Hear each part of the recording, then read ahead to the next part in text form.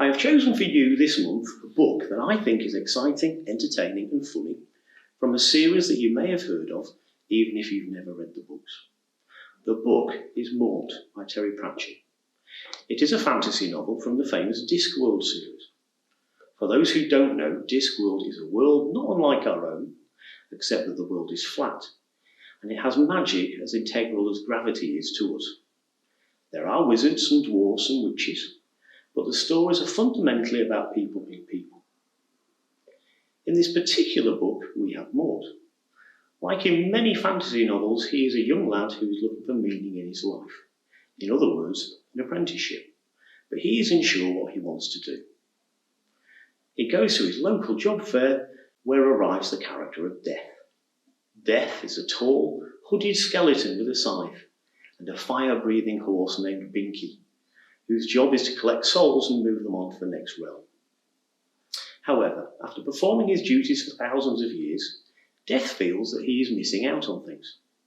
He doesn't quite get humans, and he would like to take time out to see what humans do, and to do that he needs an assistant to continue to work while he is away.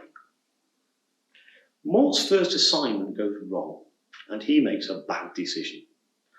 Most of the rest of the book is about how he deals with that without Death finding out, but he does, and how the complicated situation is resolved. Why did I pick this book? Well, for those wanting to try a Discworld novel but never knowing where to start, I think this is an easy access point. It does not rely on you knowing what has happened before, although there are connections there if you want to find them. The story is accessible, even to those who don't know the fantasy genre realm, with great characters and some terrific one-liners. Like most Pratchett books, Mort shows that the fantasy genre can be funny, yet it is never nasty. However, this is not a comedy full of one-line jokes and no plot. The plot evolves through the book. This is helped by the language being tight, with no side plots filling the novel. Mort takes an aspect of life that could be sad, but makes it amusing. Laughing at difficult issues is a good way of dealing with them. In the hands of a less talented author, Mort could be depressing, but it is really not. Death is a wonderfully amusing character who is trying to work out what people are like, while Mort is endearing. The ending is appropriately satisfying.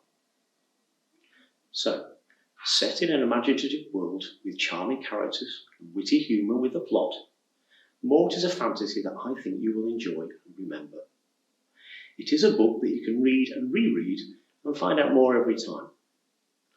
I have recommended it to those who read fantasy before, and those who wouldn't normally, and all have said how much they enjoyed it. My challenge, therefore, is to you to try it and see what you think.